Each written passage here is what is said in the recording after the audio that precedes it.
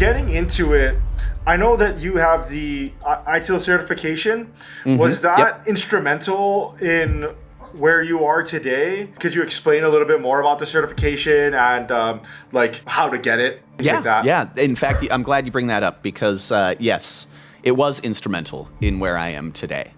You know, that first incident management job could have ended up just being another job in the list as I moved on. But because I got that job, recruiters started reaching out on LinkedIn and I got a contract role with Nike, and then Nike paid for me to get that certification. Because of that certification, I essentially more than doubled my income because of that certification. I think I was being paid $54,000 at eBay as just a regular incident manager without that certification.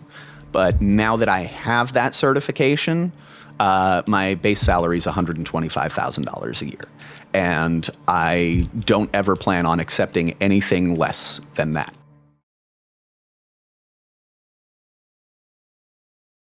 Aloha folks, and welcome back to Degree Free, where we teach you how to get the work you want without a college degree. I'm your host, Ryan Maruyama, and before we get into today's episode, I did have a couple of things. One, if you'd like to receive a short email every week about different degree-free jobs, degree-free skills, and how to get the work you want without a college degree, go to degreefree.co/newsletter to sign up for our newsletter. Two, one of the biggest struggles that we hear from degree-free people is that they have no network. Just go to LinkedIn and search for Ryan Maruyama, Maruyama. Send me a connection request there, drop a little note, and let's connect. Now, to get into today's episode, my guest is Eric Ostler, Senior Incident Manager at Nike.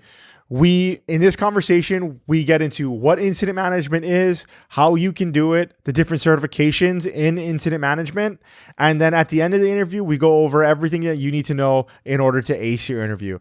This is a great conversation, and I think you're going to get a lot out of it. If you want to get the show notes to everything that we talked about, and you want to say hi to Eric, you can find the show notes at degreefree.co/podcast. Now, please enjoy my conversation with Eric Ostler.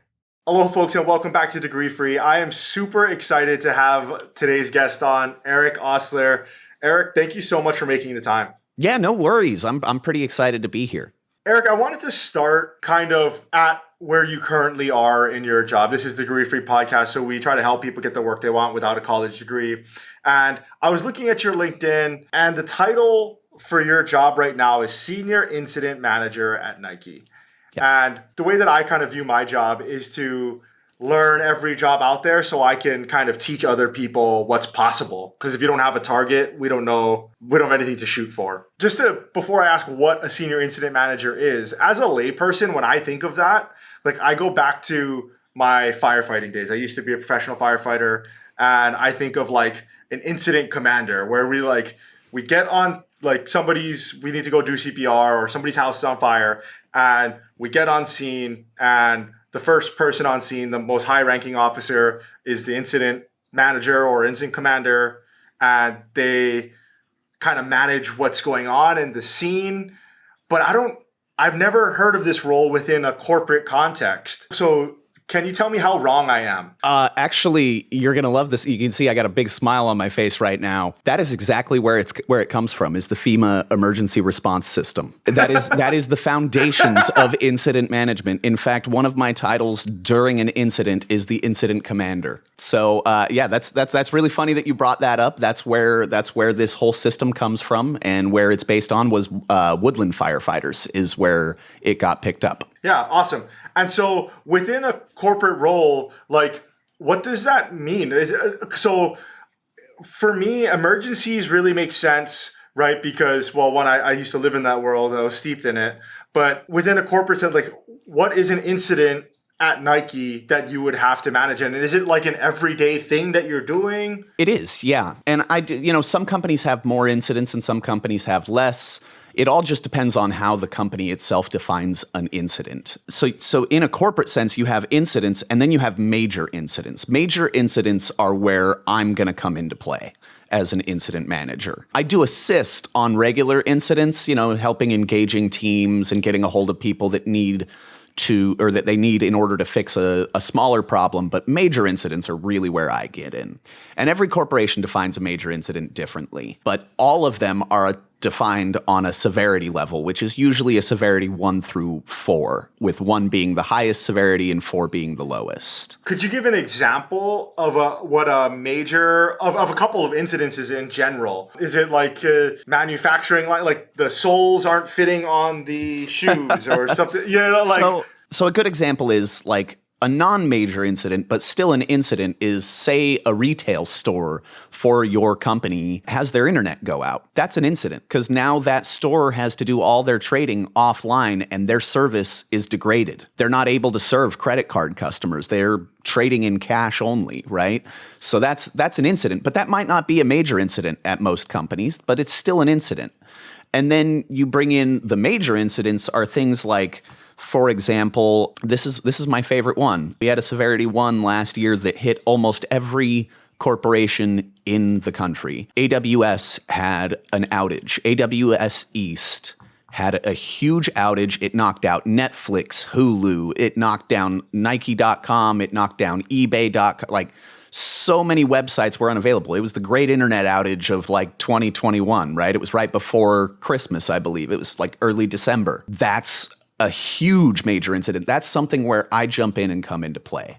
And you actually might be familiar with corporate incident managers as well already. If you've ever seen a landing page that has live, like a live RSS feed where they're talking about something that's wrong in their system, and there's a little message there that says, hey, we've discovered that we're having this problem.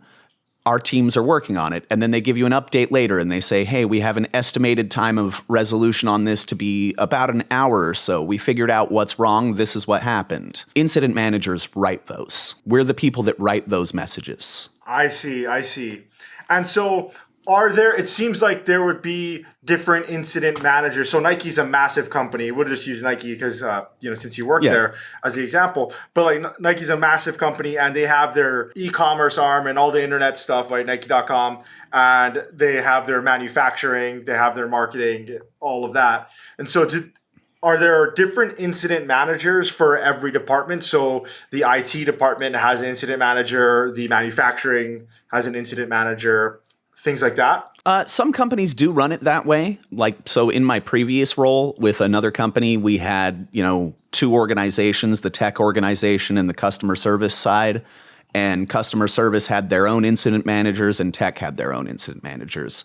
But currently where I'm at with Nike, it's one team. We are one global team, and we are 100% devoted to the entire company, which is actually kind of nice. I like to have it over one umbrella, because if you split it up like that, you start to build silos, right? And anybody with tech certifications knows you don't want a silo. You want clear, open, and honest, so everybody knows what's going on and when it's going on. So I deal with everything from retail stores with an iPad that's not working, all the way up to we have a distribution center that's got a broken conveyor belt and we're losing thousands of dollars an hour on shipping. That is so crazy. I love it because it seems like you have to kind of be a jack of all trades and you kind of have to just understand how incidences in general are managed and then resolved, and just from like, I'll just go back to my firefighting days. What I used to say about being a fireman was that firemen bring order to chaos. That's very simply what they do. And it seems like with this role, incident manager, it's kind of very similar, just in a corporate sense. So it is. There's so much different that could go wrong, from like an iPad to manufacturing. How are you even prepared to respond to all of those incidences? So we have a lot of systems that help us with that, right? So that's the big thing is we set up a lot of systems and run books is what they're called. So in this situation, do this. I do have to point out, incident managers don't fix any problems themselves. We don't do any of the work. Our job is to engage and coordinate the people who can fix the issue. So we have these run books that help us with that. So if I have a retail store that has an internet problem and they're trading offline in cash only, I know these are the people I need to engage and this is how I contact them. And then it's just my job to keep them on task until they complete the resolution. I love that and I would have loved that more, depending on, and you were in the military, maybe you could, maybe it was similar for you, but depending on the incident that we were at, sometimes we would have ICs that were not doing what you just said. And they, like, you know how you just said like ICs or incident managers are not supposed to do any of the work. That I've had a bunch that would, while they are trying to manage the situation, also try to do some of the work. And it's like, See, and that's a big failure point. Like you can't even. So here's the my background is a web developer. I deal with a lot of programmers in my job. That's where a lot of our incidents stem from, is code issues. And I might know the fix or think I know the fix, and I can push them in that direction and ask leading questions and lead them there. But it's not my job to go in and manually change the code myself, because that's what they're for. They're my subject matter experts. Those are my people who are going to fix it. And I can ask the questions that I know will lead them to the conclusions that I have. And maybe it is a viable solution and maybe it's not.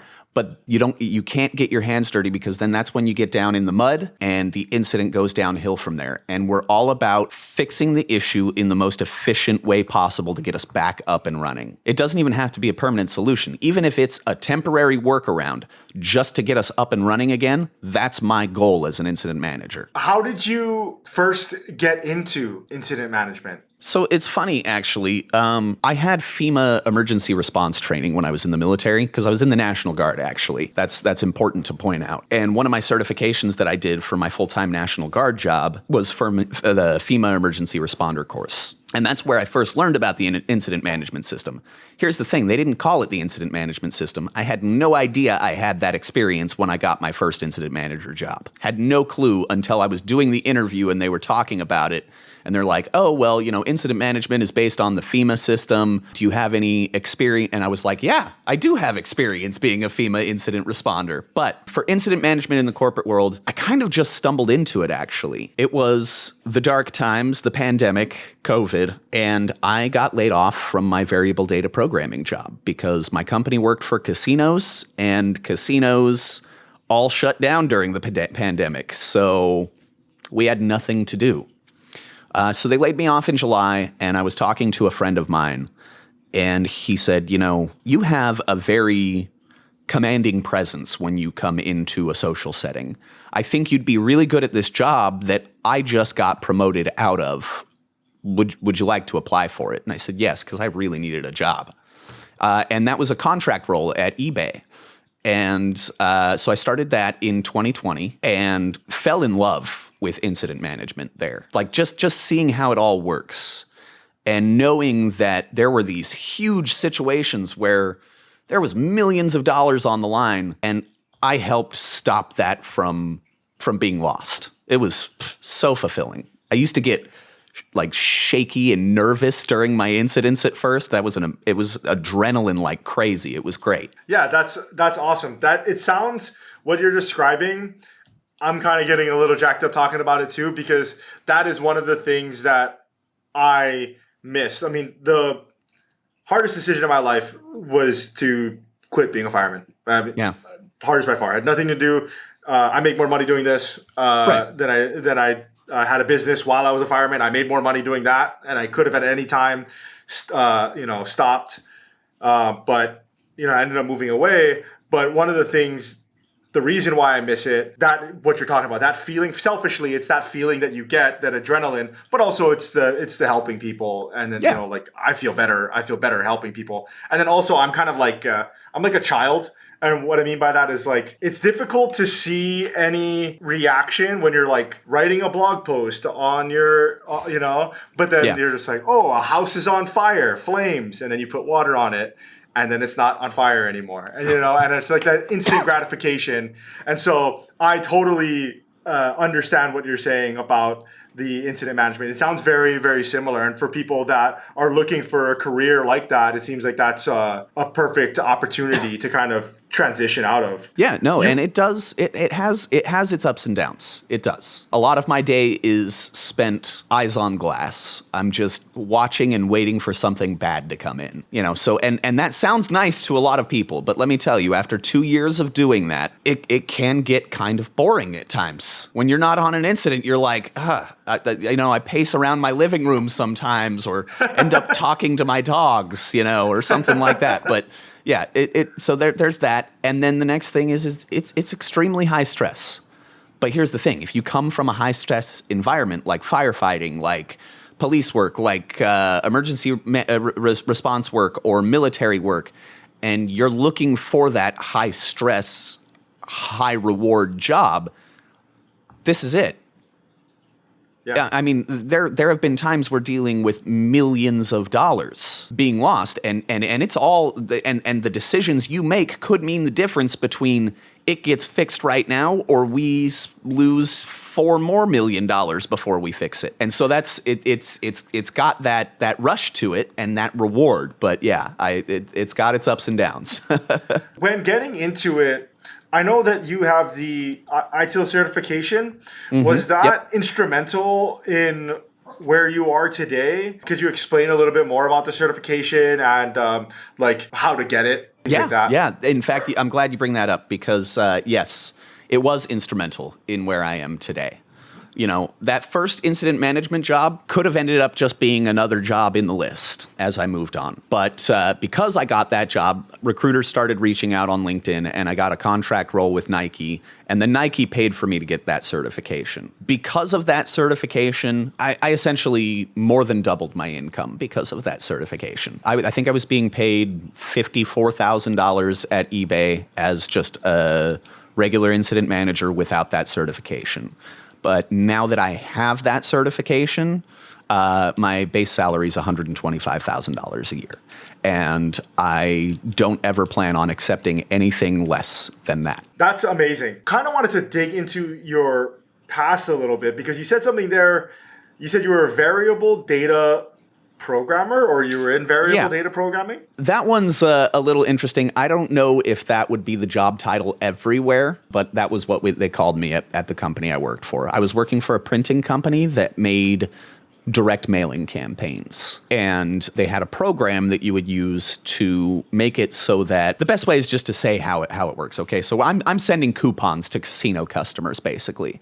And, Customer A spent $5,000 last month, so he gets $500 in coupons this month. And customer B spent $1 million last month, so he gets $10,000 in coupons. But they both get the same number of coupons, they're just for different values. So it was my job to tell the program, or to program the printers basically, on who or how many of each type to print and who they go to. So this customer gets the correct coupon and this customer gets the correct coupon in the mail. I see.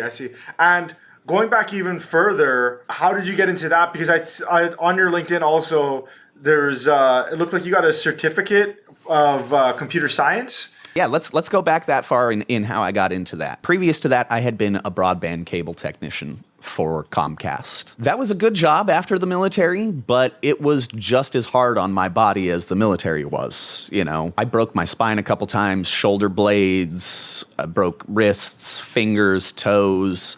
It was beating me up. I was 26 years old and felt like I was in my 50s when I got out of bed. I'm popping and creaking and so I decided to go back to school and I wanted to get into coding because a good friend of mine was a self-taught programmer. He had I don't know if it was a PhD or a master's in mathematics, but he had really high mathematics degree.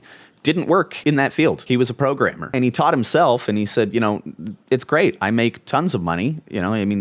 He drives brand new Tesla. He owns 2 houses. Guy keeps joining startups and those startups keep getting bought off by big alphabet companies and FANG companies and stuff like that. And I'm like, wow, this guy is loaded. I got to do what he does. So I looked up certificates to get and I found a coding boot camp to go to. And that was rough. 6 months of the fastest paced learning I've ever done in my life. But I did graduate that. I got out of there.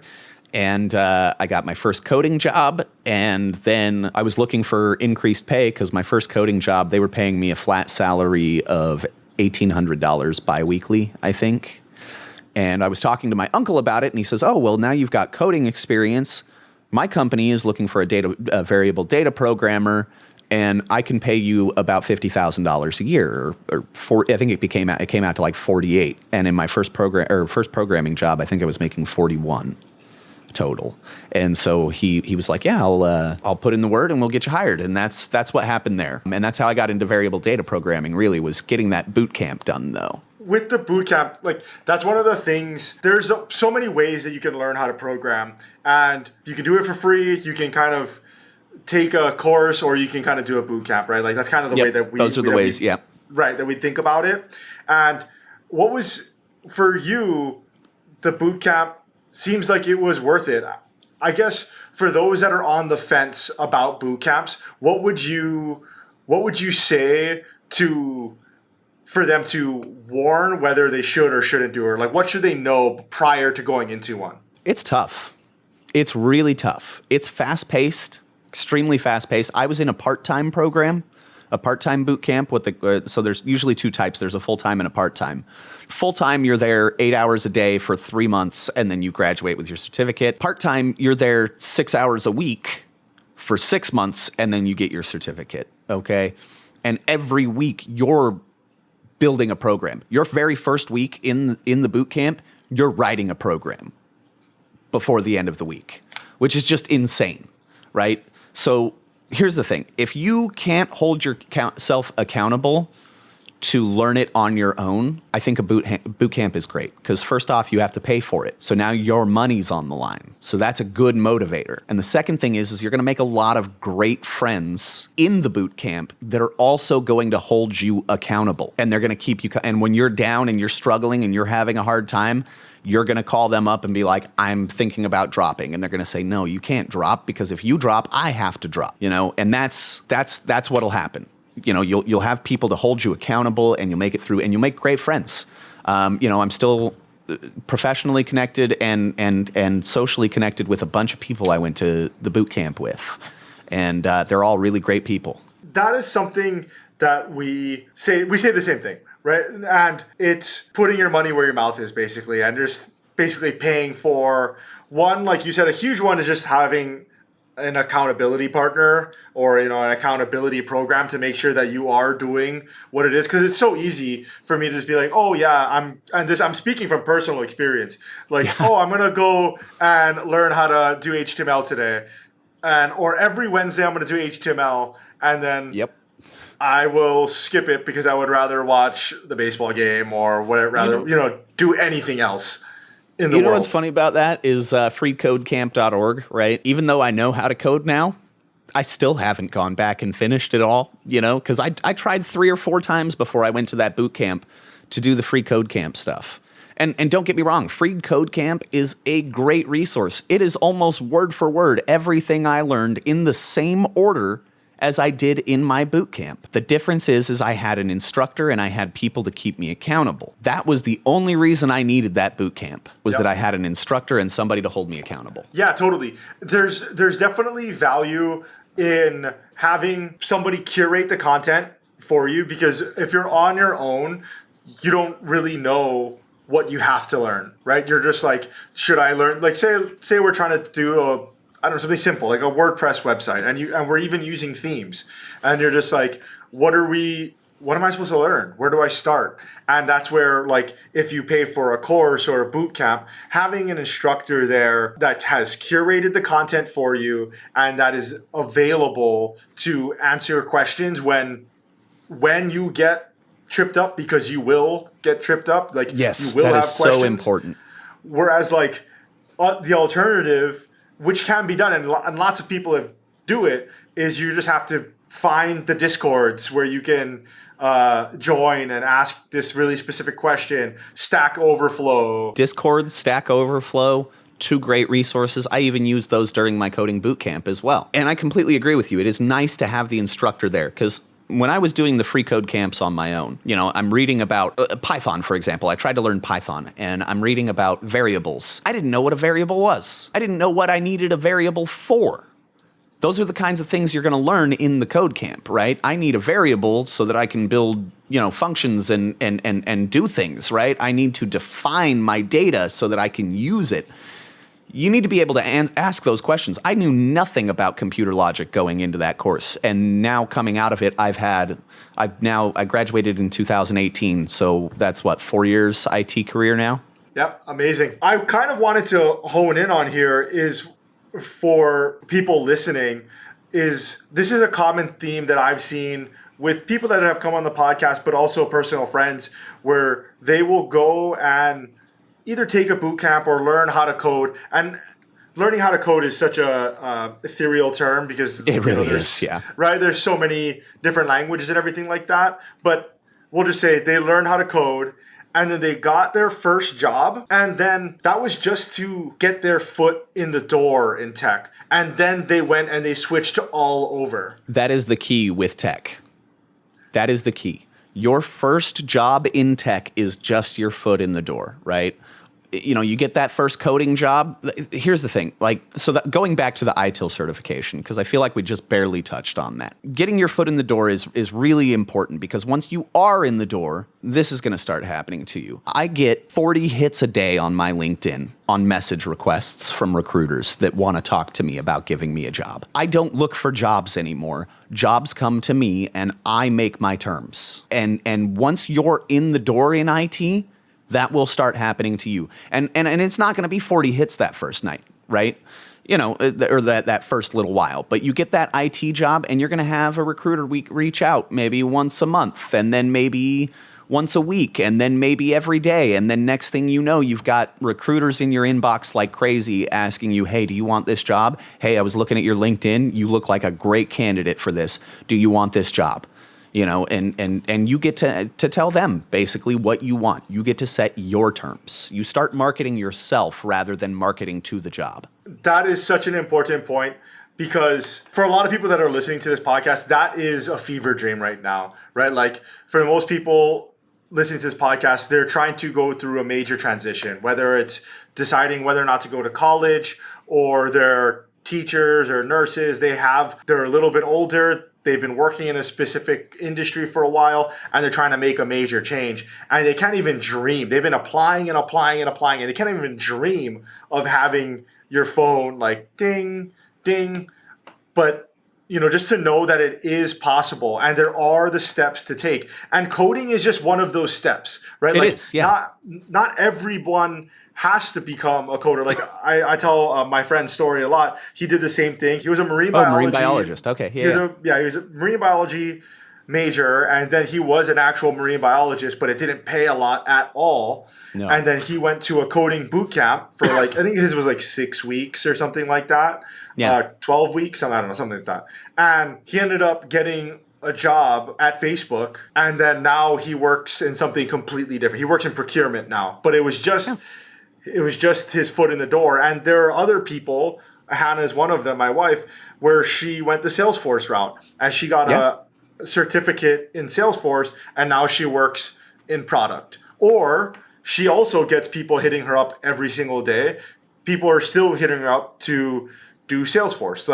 And I'm sure you can kind of do the same thing too, right? Like incident manager, and you could also jump back into programming if you wanted to as well. Exactly. Yeah. It's all about rounding out your skill set, right? And once you get into tech, you'll find that in the tech world, most major tech companies encourage you to learn about all of the other aspects of tech. I am encouraged to get as many certifications as I want in any place, and they do tuition reimbursement. Some of them, depending on the budget that year, I can go to my boss and say, hey, I want to get my ITIL professional manager certification. It's $10,000. Can we afford that this year? And he says, yeah, we'll just put it on the corporate card. That kind of stuff happens once you're in the door. All you have to do is get in the door, and it's so easy to get into the door, especially ITIL. The ITIL Foundation certificate is one of the cheapest that I've found. Now, it has gone up a little bit with inflation and everything. I think when I took it, it was like $465. I think it's up to like $700 now. But usually you can go to, any of those websites that sell the courses, Pink Elephant, those guys. That's where I do a lot of mine. And you pay them the $700 for the self-paced course. And let me tell you how easy the ITIL certification is to get. Skim through the modules, but you don't have to read it word for word. Get a basic idea of what they're saying, and then go grab the practice test sheets and take the practice test over and over and over again until you can pass it. And then when you can, go take the real test, and you will pass the ITIL certification, and that gets you in the door into a service desk role. If you've ever heard of IT service management, it'll get you into IT service management. It'll get you into, any of these hundreds of jobs: problem management, change management, relationship management, incident management. And these are all not even full IT roles. These are IT adjacent, is what I call them. I work with a lot of IT guys, but in my current role, I'm not an IT guy myself at all. I work in the global technology organization, but I don't do anything technical. I look at Slack all day, wait for something to happen, and then I start emailing people or paging them on pager duty or something like that to get them in to work on the issue. And then I hop into ServiceNow or something like that and send a communication. I love that IT adjacent, because there are so many people that on very typical comment, email that we'll get is like, I'm trying to get into IT, what do I do? And that is such a broad question, right? Like that is such a difficult Where do you want to be answer. In IT? Yeah. Right, exactly. There's risk management, right? There's incident management, what you do, right? Or you can be the fingers on keyboards guys, right? Yep. And actually dealing with firewalls and security and all of that. And it's just like, or you could be the guy running the Ethernet cables. That's IT as well. Exactly. And so it's a difficult thing to talk about, or at least it's a difficult profession to get into when you have such a broad thing, which is why we try to have on as many professionals from different fields to kind of talk about it and kind of break this stuff down. Like just yesterday, the podcast that's going to come out right before you, I was interviewing a director of IT, and he has a completely different job, but you guys both work in the quote unquote IT space. Yeah. Right. Yeah, my senior director, Eugene Cook, he used to be a senior director for the Walmart Corporation. Really great guy, by the way. But his job is completely different from mine. He doesn't do anything similar to what I do. And he's the head of the whole global technology organization within Nike. He's senior leadership. These are the guys I'm communicating to and telling them what's going on when there's an incident. But other than that, his day-to-day has nothing to do with my day-to-day. I wanted to kind of change gears here and kind of talk a little bit about the future and what you see for yourself. Like, now that you're a senior incident manager at Nike and you're making, good money, $125 a year, where does a senior incident manager go? I guess if you're taking a traditional path, and are you trying to walk that? So I am trying to walk kind of a traditional path, but that's kind of a loaded question. Well, not even a loaded question. There's just so many answers. Because the traditional path is really anything from incident management. I can go anywhere I want in the organization with my ITIL certification. If I want to move into problem management, I can do that. If I want to go into change and release management, where I'm dealing with, engineering teams that are coming in and saying, hey, we want to make a change to this program, and I've got to verify that they've done their work and stuff I can do that. If I want to move up to a managerial position, I can do that. There are so many things. And now I do want to take the I want to take the traditional ITIL path, though. I think that's a better way of putting it. So not as an incident manager, but as an ITIL professional, I'm taking the traditional ITIL path. My next step is this year I'm working on getting my ITIL Managing Professional certification, which is the highest level certification you can get within ITIL. That one is very spendy. I'm using my tuition assistance for that. A minimum price self-paced course is about $3,000. But that includes my testing, that includes all my training materials, and I think that's like 5 certification tests, because there's 5 certifications I have to get the Managing Professional certification. Once I get all of those certifications, I plan on moving into either a managerial or junior director role is what I'm looking forward to. I'd like to, the Eugene Cook that I was just talking about a little bit ago, the senior VP or director of our division, I want his job someday. That's where I want to be.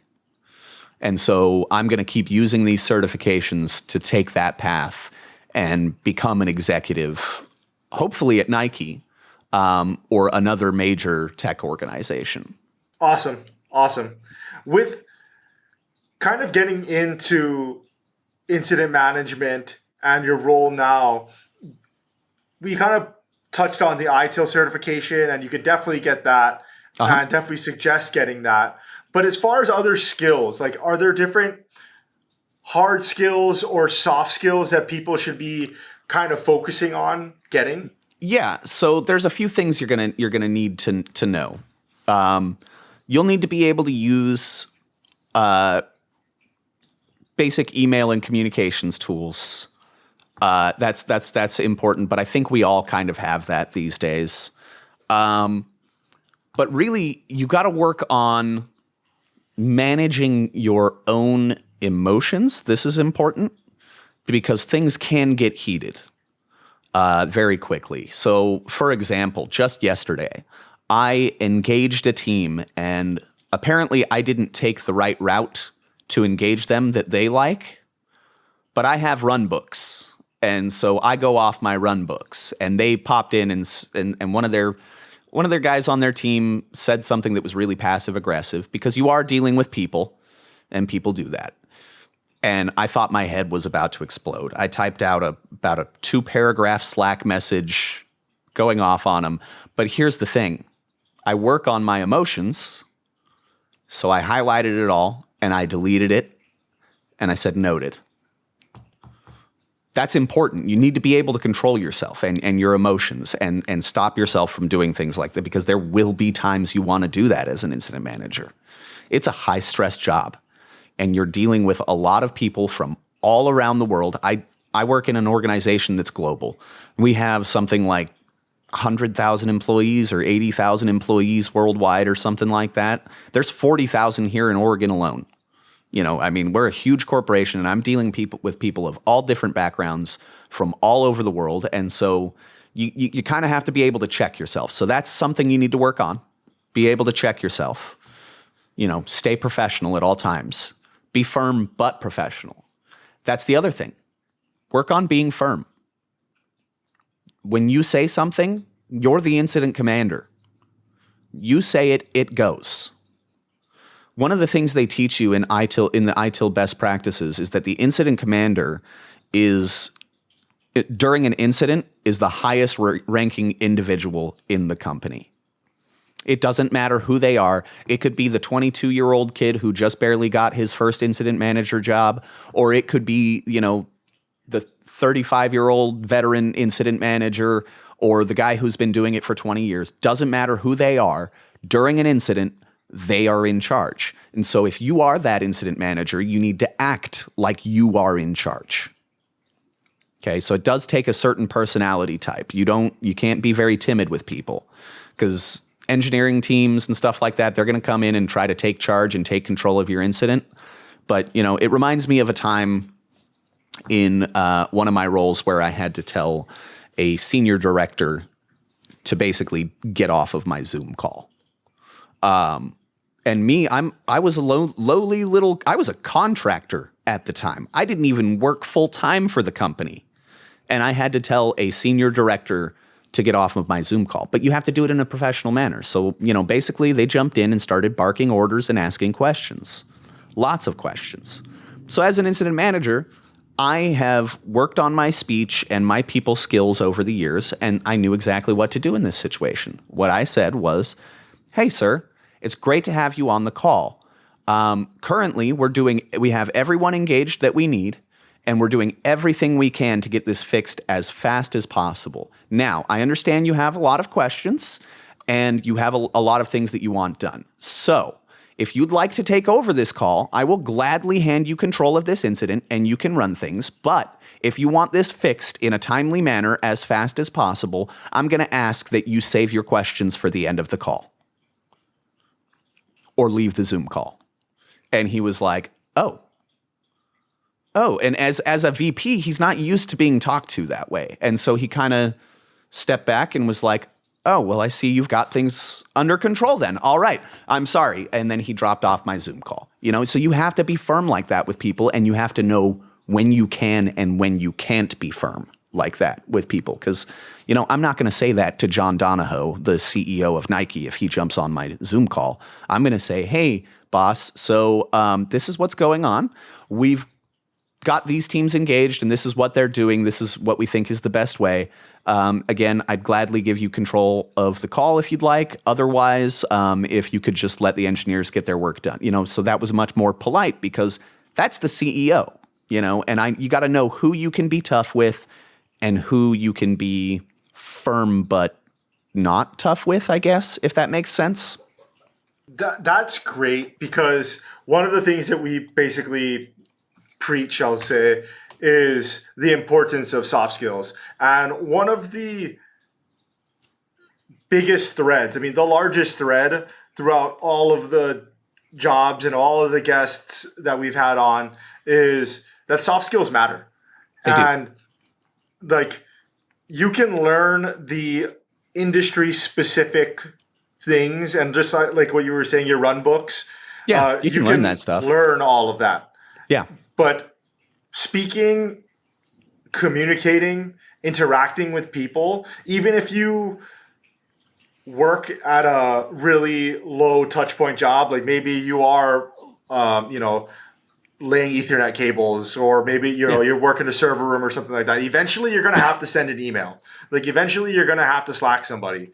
And just knowing how to address people is invaluable in any career. No, it really is. If you can take, if you have, some rough soft skills and you recognize that, and you can take some classes or read some books to help you develop them more, that's really important. Another thing to work on with incident management is a lot of companies. I'm very lucky where I'm at. They don't care if we put out the same update every 2 hours, because we are on a schedule of when we put updates out.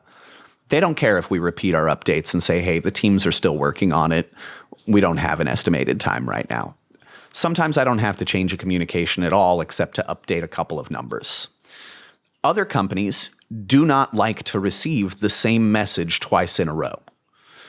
My first company was like that. So creative writing. If you can say the same thing 5 different ways, you're a perfect fit for this job. That's really important for some companies, is being able to say the same thing with 5 different sentences, completely different sentences. Because you got to think, the communications that you're sending as an incident manager are going to VPs, directors, CEOs, CTO, all of the big C-suite people. And some of those people do not like to read the same thing twice in a row. So they want you to come up with something new. So instead of saying, hey, the teams are still working on this, say, while the teams are continuing to do this, this is what else has been happening. And then just, put in a bunch of stuff that really they probably won't understand anyway. That's great, because it's also an exercise in communication and framing things, right? It's kind of like my mind goes to sales basically, and just you can sell this person on, this cup of whatever in so many different ways. And as long as you can frame it correctly, you might be able to sell it to them multiple times. Right, exactly. And so do you have any tips for creative writing? Do you have any any resources or like the books that you've read or anything I like actually that? do. I actually do, and it's going to be funny. It's kind of a party game. Catchphrase. Play catchphrase with your friends, with your family. If you are an incident manager, play it with your team. It is an amazing, because it's just this little electronic device and it gives you a word and you're not allowed to say the word, but you have to describe that word to everyone around you until they guess what it is. And it's Okay. it's fun and it helps you build that vocabulary. Okay, is that the one I saw a version like on a phone where a word shows up and I can't see the word and you can see the word and you have to keep like explaining what that word is until I guess it right? Yep. Okay. Yeah, I think it's called catchphrase. Okay. I actually played that when I was working in a call center. A call center is what got me onto that. During our training, every day at the end of the day for an hour, we played that game to work on our soft skills. That is so interesting. I literally never would have thought of that game, but it makes a lot of sense now that you say it. It gets you really creative in how you describe things and how you can tell people things. It's very, especially in a job where you are describing things, it's really good to have that skill as broad as possible. Because it's my job to take, I'll have an engineer tell me, hey, this X server is having this error and it's causing this to happen, and they'll put it in all this tech jargon. So it's my job to take that tech jargon, change it into regular people speech, and then send that out to executives so that they can understand what's going on. So you need to be able to describe things really well. Hey, so we're having an issue within this system that is making it so that customer service athletes are unable to process customer returns. This is causing this much impact to our business. There's the information, so you have to be able to translate what your engineers are saying from technical impacts into actual business impacts so that you can tell the people who are subscribed, the people who are your, what do they call them? Stakeholders. Sorry, I should use the proper phrases here. Your stakeholders, what's going on. And catchphrase is a great way to do it. Amazing. Wow, my jaw was on the floor for a second because I've played that game a bunch. I have a couple of friends that love that game. I forgot what it was called, but I'm not a huge fan of that game. But maybe it wasn't framed for me in the right way. Maybe not. So it's a great way to develop those skills. And those skills, like we were talking about, the soft skills, just being able to describe things multiple ways is huge. Like I have one time I told the story on this podcast once about my worst interview ever. And it lasted all of 10 minutes, but it was basically the interview. I was interviewing with this company. It was a startup at the time. And I interviewed with the CEO and he was asking me how are you going to get our platform out to millions of people? And I basically said, I'm going to get you on this social channel. I'm going to, send out email newsletters, get subscribers, whatever. And he was like, perfect. But how are you going to do it? And then I was just like, you couldn't describe how you were going to do it. Yeah, I was like, what are you talking about, man? I was like, I just told you. And so I literally just went and I repeated the same exact thing. I said, I'm going to get you on all these social channels. I'm going to send out an email newsletter and I'm going to get you newsletters of subscribers. And then he goes, how? And me, I just say the same thing over again. And the interview was done at that point. Yep. But if I had taken there's a couple of things there. One, I should have, clarified the question. I should have Right. clarified the question for clear communication. But then also, if I had been thinking more creatively, I could have, if I wanted to restate the things because I thought that he didn't, hear me or he didn't understand what I was saying, I could, if I had taken the creative writing course that is catchphrase, I might have been able to Right. communicate a little bit more effectively there. Yeah, no, and communication is key. Another thing that's helped me is interviewing. You brought up interviewing, so I'm sure you've touched on this plenty of times in your podcast, but I will say this, and not to toot my own horn or anything, but every job I've ever interviewed for, I've got.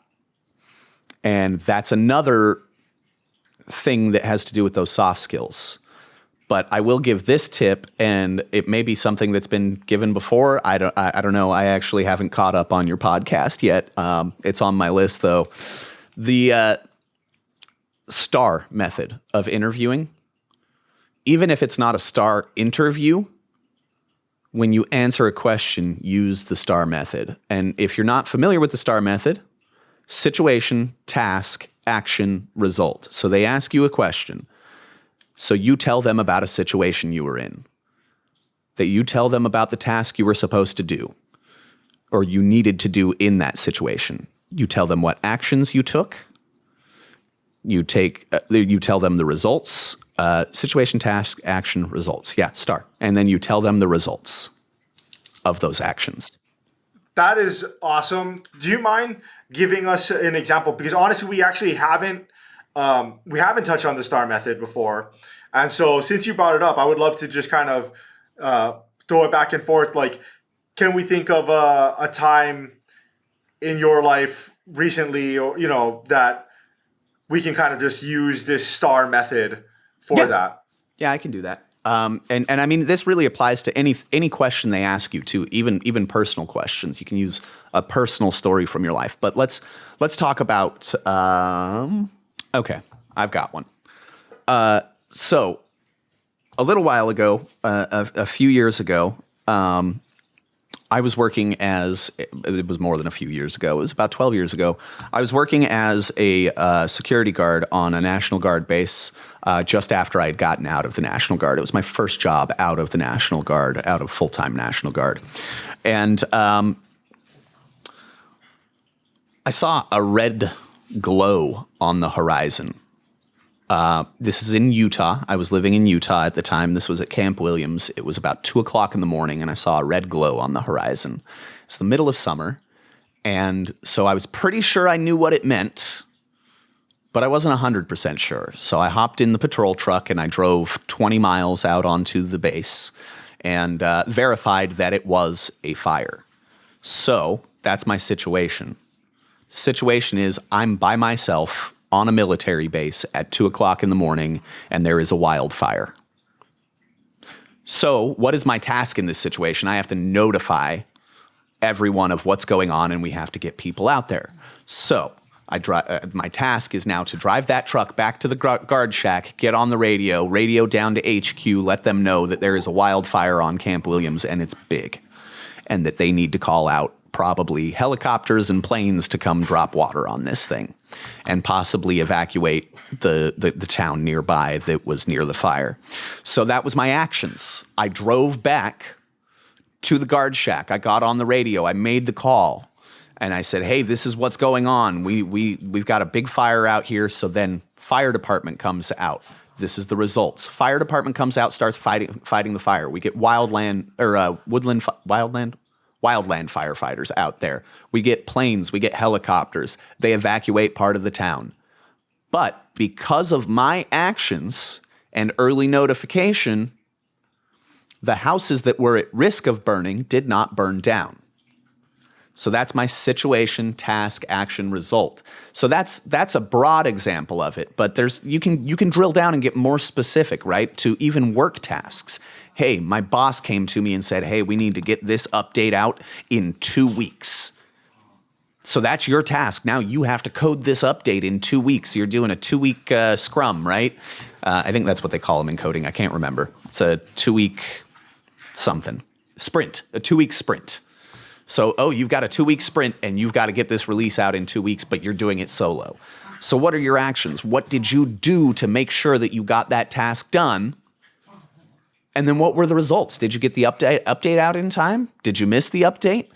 Use it for good stories and bad stories. Your results don't have to be positive. That's great, because honestly, we haven't talked too much about interviewing on this podcast, and that's a great method to do it. And that's just good for the STAR method is great even for like status reports, right? Oh, yeah. Or just like regular just updates. When it's a good skill to have.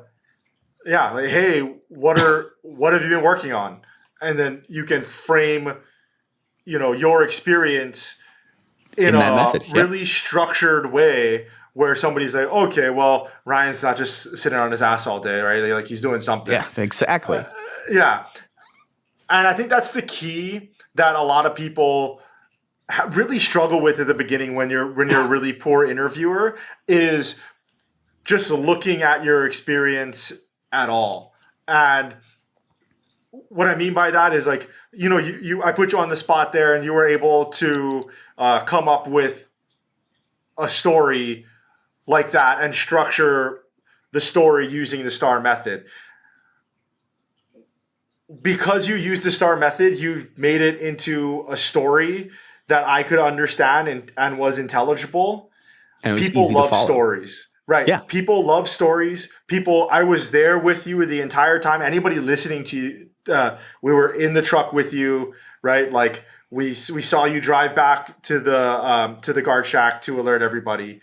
Yeah. And that is one of the best ways to interview, rather than just like saying, "Oh, well, I'm really good at communicating, and I did it this one time in this way." So yep. Thank you, Dave.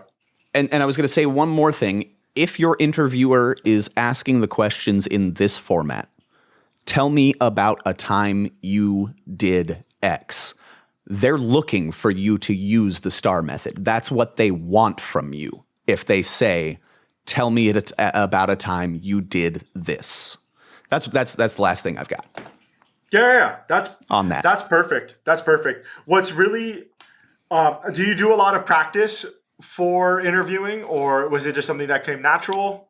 It came natural at first, but now as I've gotten older, I do practice. I run a mock interview with myself or a colleague or a friend the day before. I'll run a mock interview. And then 2 days before, I actually prep my answers. I don't know what the questions are going to be, but I start thinking about my work history and I say, okay, what do I want to highlight in my work history? Because a lot of your STAR answers can be applied to multiple questions.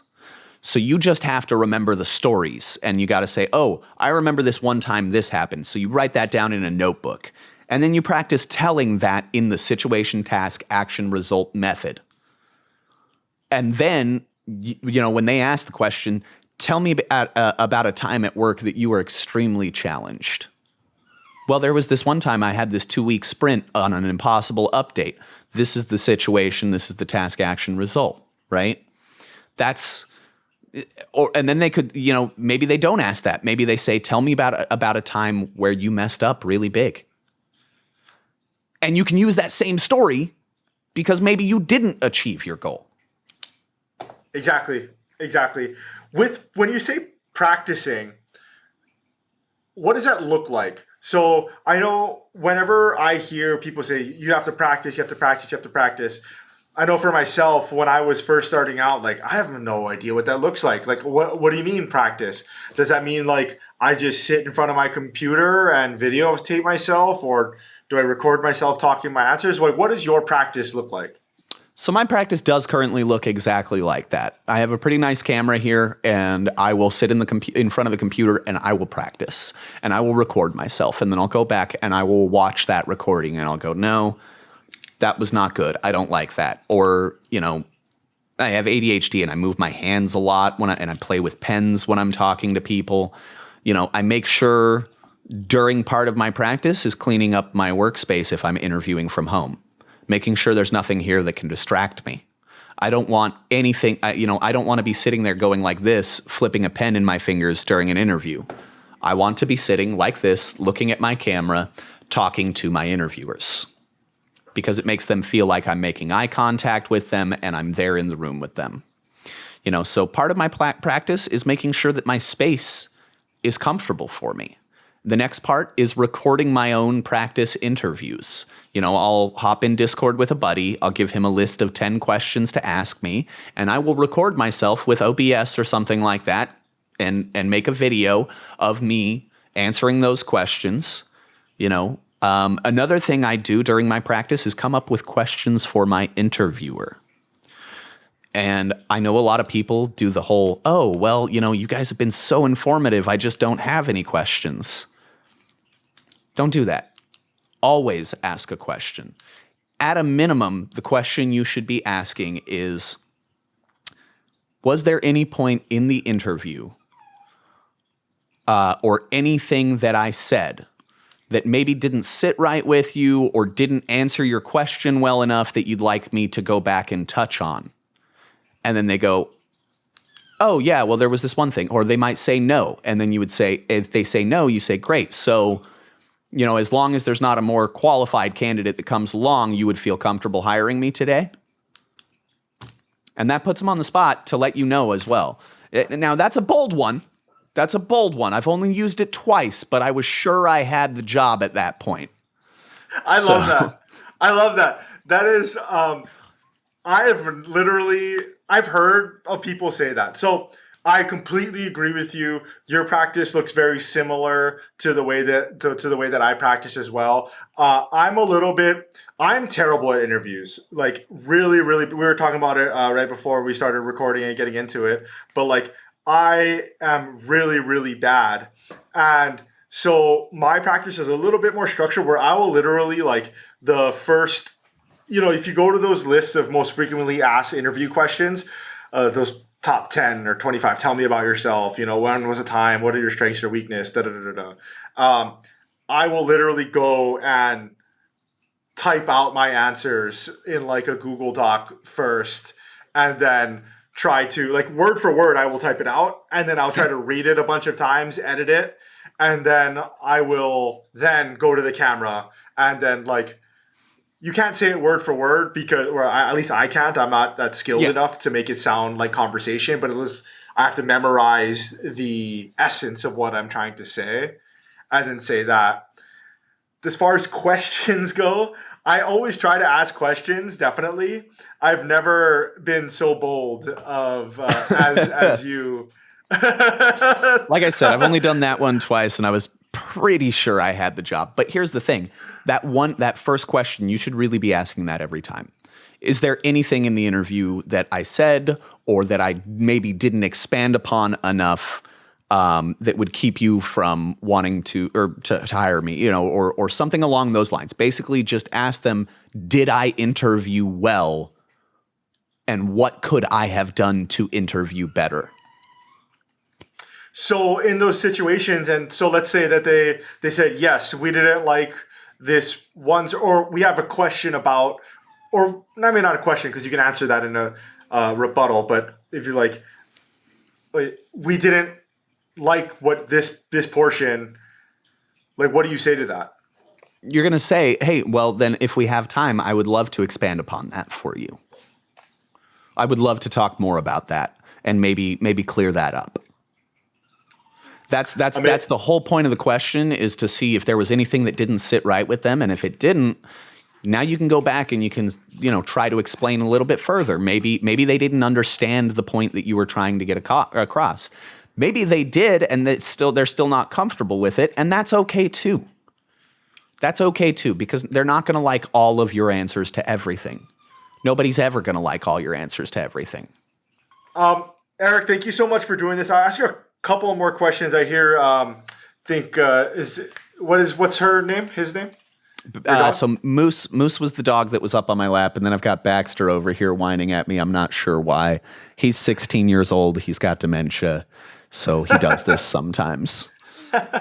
I will take up all of your day. I had a couple more questions so that you can get back to Baxter. If somebody wanted to learn more about being an incident manager, what are some good resources, books, blogs, anything, podcasts, anything out there for people to look at?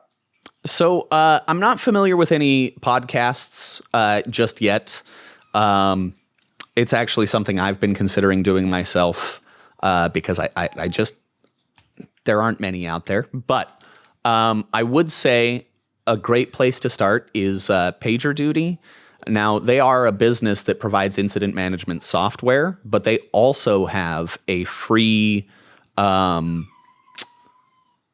call it the PagerDuty U, where they describe incident management. They talk about their internal incident management processes and how they run things. And in fact, they have a lot of great resources there for the certification. Another thing you could look into is, honestly, some books.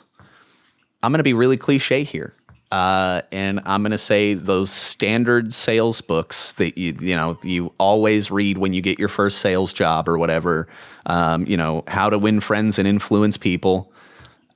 As cliche as it is, and as cringy as that book gets in some places, it does have some good information. That's a good one to read, honestly. It's not terrible. And the updated version is even better than the original. And I say better when I actually am not a huge fan of the book in the first place. But like I said, it's got some great tips in there on really how you can work on those soft skills. The manipulation stuff is a little, I would stay away from that stuff, but. Yeah, How to Win Friends and Influence People, definitely. If a book can be cliche, that's about as cliche as it gets. Yep. But a cliche is a cliche for a reason. And, right. There are a lot of really good nuggets for people, as you said. But yeah, Eric, for people that would like to know more about you and follow along in your career, where can I send them to learn more about you? Oh, okay. Well, of course, I'm on LinkedIn. I accept every request I get on there. That's one place. Another place that they could go is I do stream on YouTube playing video games. It's just CATR3E is my handle on there. You're welcome to stop by. I will say that it's probably adult because of explicit language. We don't want a lot of children coming by, and I don't want to offend any parents or anything like that. But I do get pretty heated when I'm playing video games sometimes. It's where I let out that incident management stress. So there's that as well. And then I will be launching here in the next 3 months, I'll be launching my new podcast, actually. It's more of a fun podcast, like an entertainment one. It's called Hey, Check Out These Nerds. So watch for that to drop within the next 3 months or so. Sounds good. And then for your YouTube, that was CATR3E? Yeah, CATR3E. That's me on every platform. I'm on TikTok. I'm on, I guess I forgot to mention that. TikTok, it's PK_CATR3E. I changed my name on there a while back as a joke, and then when I was able to change it back, somebody had stolen my handle. So it's PK_CATR3E on TikTok. Got it. I will have links to all of that in the show notes for everybody. thegriefree.co/podcast. And Eric, thank you so much for the time. I really, really appreciate it. No, thank you very much for having me. This was a lot of fun. This was a great time. And, if you ever want me to come back and chat about other stuff or the same thing again in the future, you let me know. I will be here. This was fun. All right, Eric. Thank you so much. Have a good one. Thanks so much for listening, everybody. Before you get out of here, once again, if you haven't already, please connect with me on LinkedIn, Ryan Maruyama. And if you haven't subscribed to our free weekly newsletter, just go to degreefree.co/newsletter and put your email in. If you guys enjoyed this episode, please give us a review wherever you get your podcasts and share this with a friend. Until next time, guys. Aloha.